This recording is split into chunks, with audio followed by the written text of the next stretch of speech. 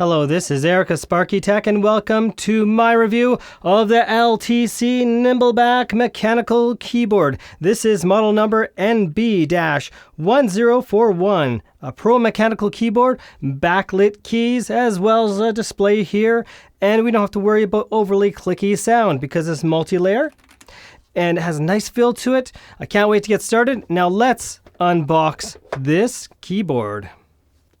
I'd like to thank my channel viewers for making this purchase possible.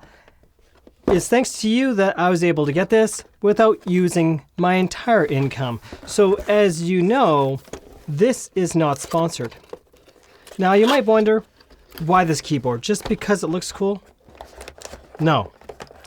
The reason I got this keyboard is, well, this model, yeah, I got this because it looks cool, but the point I got this keyboard is I wanted a better mechanical keyboard. And I wanted one that's backlit, that I can still see the numbers and digits on the keys.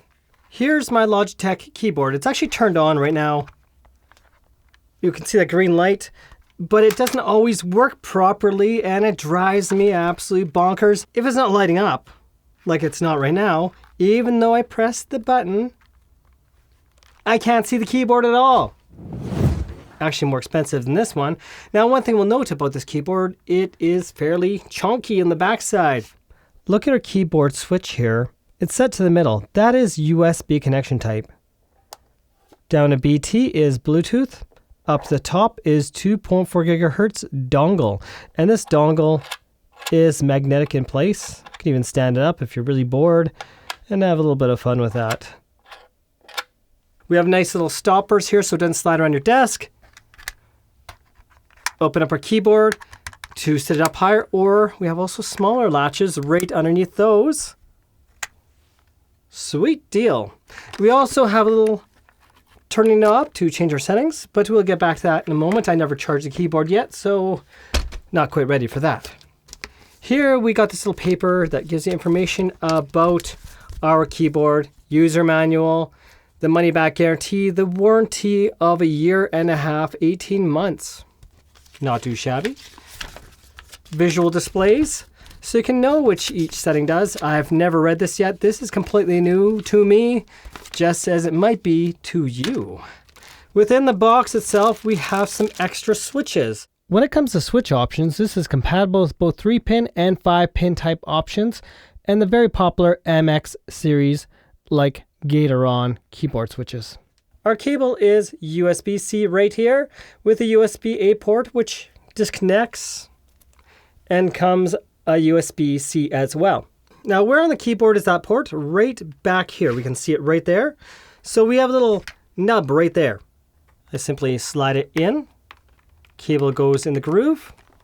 And now it can go be flat on your desk. And I got to charge the keyboard up. So let's do that now and get back to the keyboard and check out how it is in the display settings.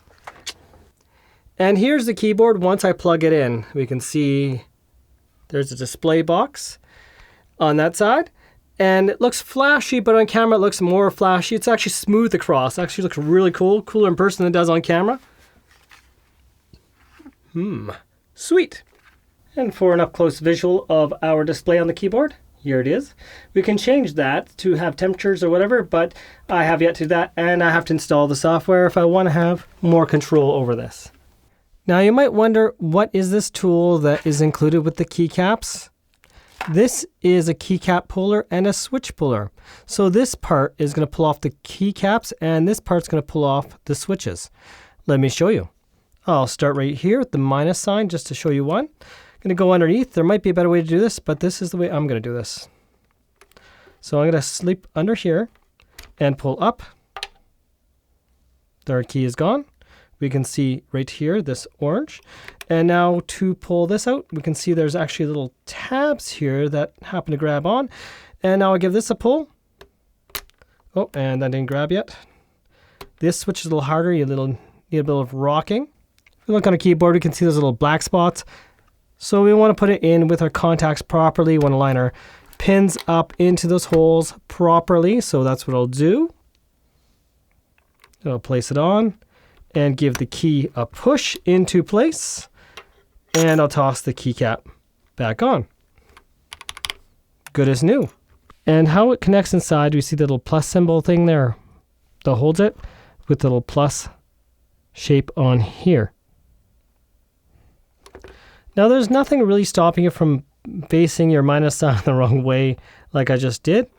So I'm gonna now switch it back. That was purposeful, so I could show if it actually goes both ways. Now this key is not perfectly symmetrical. We can see that one side curves more than the other. So this is going to determine which way around the keycap goes. And if I look at the keys here, they're more sloped this side than they are this side. So you're going to take the little slopey side and face it inwards, like so. Let's make sure that's correct. And push in. Otherwise, it won't line up as it should. Right now, if I turn this knob, nothing happens here because it's changing the volume. And if I press the button again, it mutes the computer. And if I press it again, it'll unmute it. Now, to get in our menu for this, I'm going to press the function button, Fn, and press this. And now I should be able to scroll through our menus. Now, you're going to see that right now nothing shows up. I don't have the software installed. Why I'm having troubles installing the software, I ran as a min of Windows 11. I made sure to click more to run it, and I ran it, but it just doesn't do anything. A box pops up and disappears. So right now I can't even install the software to update this keyboard. After 6 hours, LTC got a hold of me and they sent me this link, and now I am running their web-based software. So thank you, great support there. Now let's see if I can select a picture. I got this GIF. Can I do it? Just image size. Confirm. Now I upload, I guess, animation. Let's see if this works. Oh, cool. So right now my keyboard is actually saying a percentage. I gotta show that in camera here. And through the website, I'm uploading an animation. Let's see if the minions work. I have no clue. And here's our keyboard. And what's new, we got the proper date and time. And we have the minions. Banana. How do we upgrade the firmware? We make sure we have wired connection, and we go to the About page, and we go to Update. And we make sure our dongle is disconnected, which I had connected there, as we can see the little warning. And let's see. The firmware is the latest version and does not need to be updated in my particular situation. Temperatures are blank right now.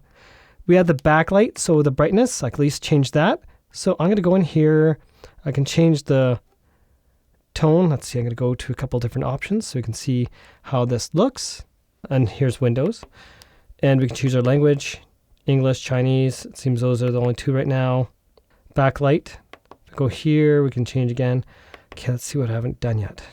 Back. Bright and speed. So I can change the speed here. And I can change the brightness.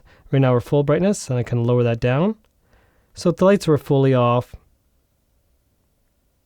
we can see this would show more.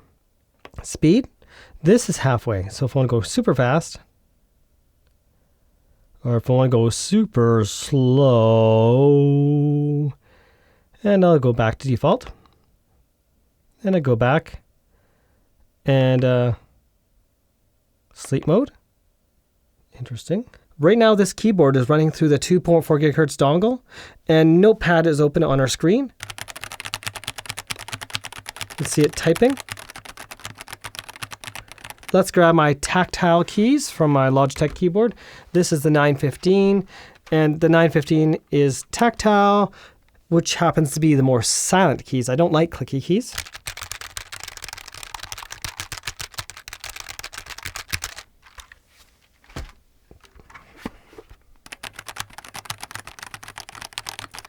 Now to test keyboard distance of pressing in before it types. So that's about 2 millimeters. So it typed right there. Now it does press far more than actually typed. So this is a very responsive keyboard. That's definitely for sure. Heavy keyboard, as in much heavier than most keyboards. Definitely heavier than this metal Logitech keyboard for sure. The only keyboard I ever used that's heavier than this was the Blackmagic $800 some dollar. Maybe it's even more than that. But anyways, it was a very expensive mechanical editing keyboard that was like double the size of this. I don't know the long-term experience yet, but with 18 months warranty, I would hope that the quality is going to last. Now, if you pull out the keys and put them in constantly, you'll probably do the same thing as me and break one of the pins on one of the keycaps. I decided to delay the release of this review for about 4 days, and the battery life looks to be already less or about halfway. However, with the software online, I did realize I could put it to snooze sooner than before and therefore save more battery life. However, it still does seem to drain somewhat fast compared to what I'd otherwise expect. But it's very responsive. Now that's going to be if it's an issue for you or not.